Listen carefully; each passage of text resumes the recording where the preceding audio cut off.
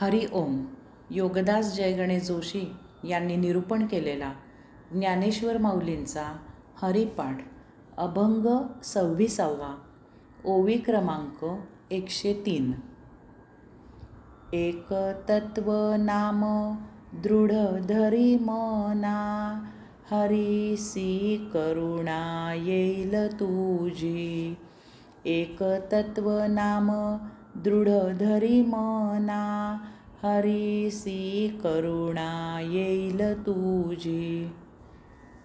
श्री ज्ञानेश्वर माऊली सांगतात की एक तत्व नाम दृढ धरी मना.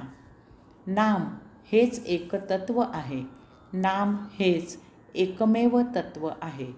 नाम हेच एकमेव सर्वोच्च तत्व आहे. नाम हेच एकमेवाद्वितीय असे तत्व आहे. नाम हे मूल तत्व आहे. बाकी आपली तत्वे ही भौतिक सांसारिक असून ती नष्ट होणारी आहेत. नाम हे अबाधित, चिर आणि शाश्वत तत्व आहे. हे जन्मोजन्मी चालूच असणार आहे. देह मृत होईल, तो बदलेल, परंतु नामतत्व थांबणार नाही. ते अव्याहत एका देहातून दुसऱ्या देहात जन्मोजन्मी चालूच राहणार आहे. आपण श्वास घेतो त्या वाटे आपल्याला जगायला अत्यंत उपयुक्त असा प्राणवायू मिळतो. मनुष्य अन्नावाचून काही दिवस जगू शकेल. मनुष्य पाण्यावाचून काही तास जगू शकेल, परंतु मनुष्य प्राणवायूशिवाय एक क्षणभरही जगू शकणार नाही. प्राणवायू आपल्याला श्वसनावाटे मिळतो. श्वसन आपल्या मर्जीवर अवलंबून नाही, ते स्वयंभू आहे. ते आपोआप सुरू होऊन आपला जन्म होतो आणि श्वसन आपोआप थांबून आपला मृत्यू होतो. परंतु तरीही आपले श्वसन चालूच असते. श्वसन प्रतिक्षिप्त क्रियेने चालू असते. आपल्या मृत्यूनंतर आपण जड देहधारी नसल्यामुळे आपल्याला ते जाणवत नाही, समजत नाही. हे श्वसन म्हणजेच ओंकार, त्या परमात्म्याचे नाम. या श्वसनावाटे, या ओंकारावाटे आपल्या निर्माणाशी, आपल्या अंशात्मक आत्म्याचा परम आत्म्याशी सतत संपर्क चालू असतो. योगाधिराज पातंजलींनी सूत्र लिहिले आहे, तस्य वाचकः प्रणवः. प्रणव म्हणजे ओंकार. हे परमात्म्याचे वाचक आहे, नाव आहे. त्याचा जप श्वसनावाटे सतत चालू असतो. प्रत्येक श्वासाला जीवात्म्याचा, परमात्म्याच्या नामाचा जप, ओंकार जप चालूच असतो. श्वसनावाटे अंशात्मा परम आत्म्याशी संधान ठेवून असतो. जीवात्म्याच्या जिवंत असण्याचे ते प्रमाण असते, लक्षण असते. जीवात्म्याचे जन्ममरणाचे फेरे संपुष्टात येऊन जेव्हा अंशात्मा मुक्त होतो आणि परम आत्म्यात विलीन होतो, तेव्हाच हे श्वसन थांबते, संपुष्टात येते.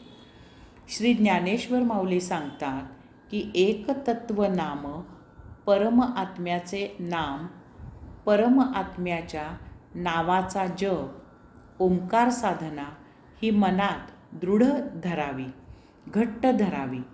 नामजप साधना मनात दृढ धरायला श्री ज्ञानेश्वर माऊली सांगत आहेत. नामजप केवळ वैखरी वाणीने म्हणून पुरेसा नाही. नामजप केवळ पश्चंती किंवा मध्यमा वाणीने ऐकून पुरेसा नाही. नामजप केवळ मौनात अपरावाणीने करून पुरेसा नाही. नामजप परावाणीने केवळ ऐकायला येऊन पुरेसा नाही. तो नामजप मनात आत सखोल अंतःकरणात उतरला पाहिजे. त्या नामजपात आपले मन तन्मय होऊन अमन झाले पाहिजे. त्या योगे आपल्याला तुरीय उन्मनी अवस्था प्राप्त झाली पाहिजे. अशा प्रकारे नामजप मनात उतरला तर आणि तरच नामजपाचा उपयोग होतो, तरच ध्यानसमाधीचा प्रसाद प्राप्त होतो. मन चंचल आणि अति चपळ आहे. ते भगवंताचा जप करता करता संसारिक रिपूंमध्ये केव्हा पसार होईल आणि तेथे केव्हा रममाण होईल त्याचा पत्ता लागत नाही. सर्व काही झाल्यावर मनुष्याला जाग येते की आपण उपासना सोडून जे करायला नको ते करून मोकळे झालो आहोत. म्हणून जप मनात ठसला पाहिजे, उरला पाहिजे. त्या योगे काय होते ते श्री ज्ञानेश्वर माऊली पुढे सांगत आहेत. ते पुढे सांगतात की हरीसी करुणा येईल तुझी. अशा प्रकारे भक्त जेव्हा परमात्म्याच्या नामजपात तल्लीन होईल, रममाण होईल, अमन होईल, तेव्हा तो भगवंतात स्थिर होईल.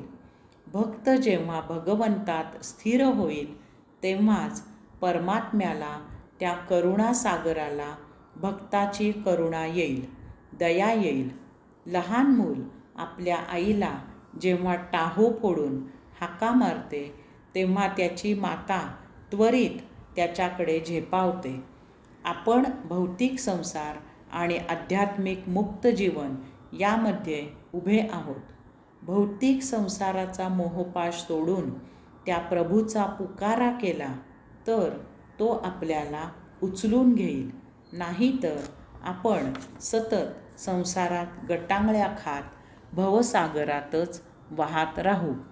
ह्याचा विचार ज्याचा त्याने काय तो योग्य प्रकारे करायचा आहे. परमात्म्याने जीवात्म्याला याची मुभा दिलेली आहे. हरि ओम.